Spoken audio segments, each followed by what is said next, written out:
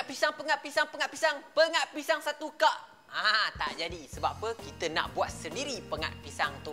Okey, inilah juadah pencuci mulut yang paling istimewa hari ini. Bahan-bahan untuk pengat pisang. Berdebush. Senang je. Santan pekat.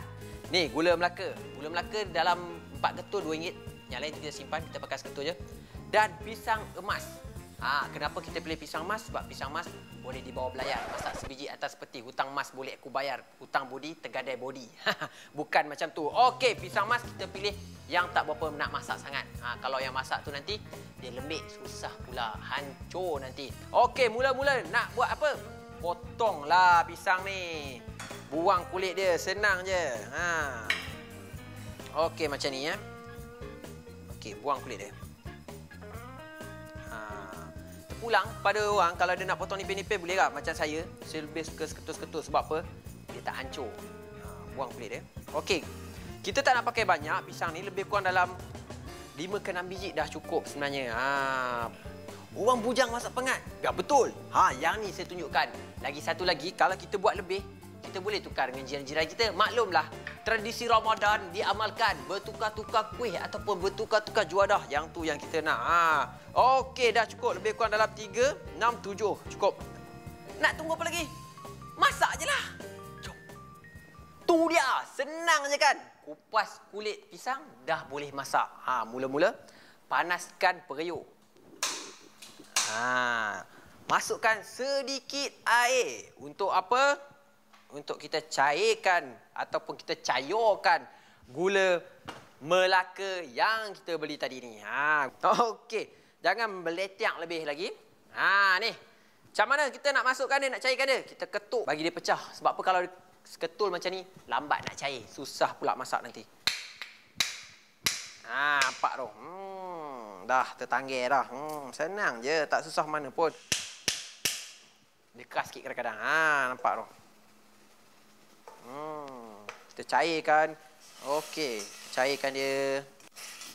Agak kalau air tu tersejat ataupun kering, kita tambahkan sedikit air. Kita nak make sure dia betul-betul apa? Cair dengan pekat. Nampak tu. Gula dah cair.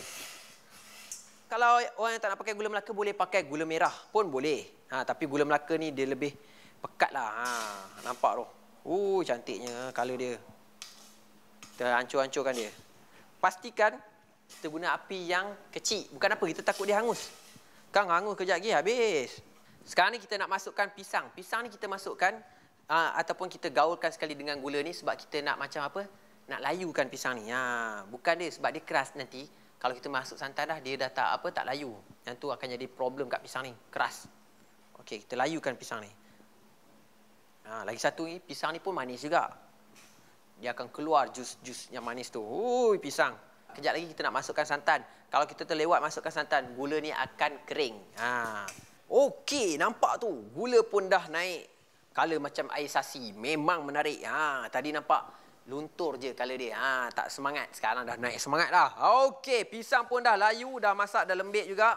Apa lagi? Tak payah nak tunggu lama-lama. Ni dia. Kita masukkan santan kelapa yang pekat, original, pure, tak ada campur punya. Kejap lagi kita akan masukkan air kalau kuah dia kurang. Okey, kita masukkan santan. Nampak tu. Wow, menariknya.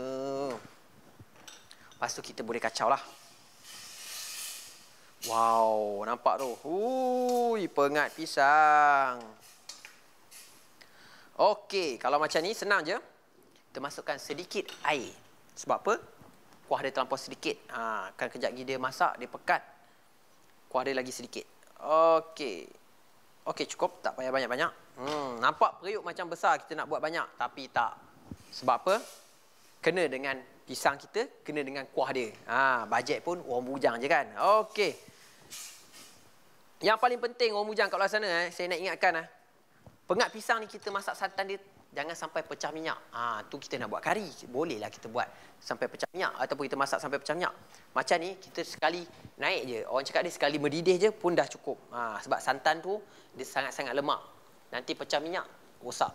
Okey, pastikan api perlahan. Okey, dah masuk santan tadi. Macam biasalah. gula Melaka dia tak berapa manis sangat. Kita pakai gula putih ataupun gula pasir. Senang je. Tak banyak, dalam 2-3 cubit ataupun 1-2 sudu. Cukup. Untuk menambahkan rasa lemak, jangan lupalah, biasalah confirmation kita kena ada gula, kena ada garam dia, baru balancing. Kita tak pakailah perasa-perasa tiruan ataupun perasa-perasa segera ataupun MSG. Okey, sebab kita nak original masakan kita tu. Okey, garam sikit.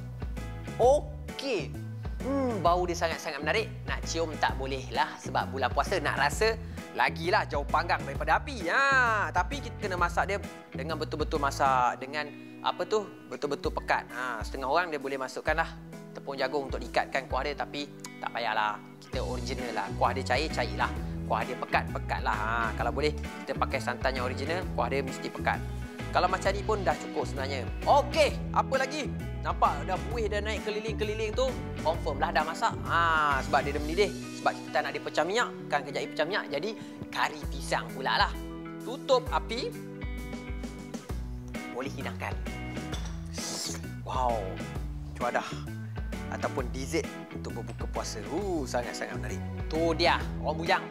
Pengat pisang dapur bujang style. Senang je kan, bahan pun tak banyak. 3 jenis bahan, 4 jenis bahan je. Dah boleh siap pengat pisang. Apa lagi orang bujang kalau kat sana? Saya dah tunjukkan bahan-bahan macam mana. Apa lagi? Masak sendirilah.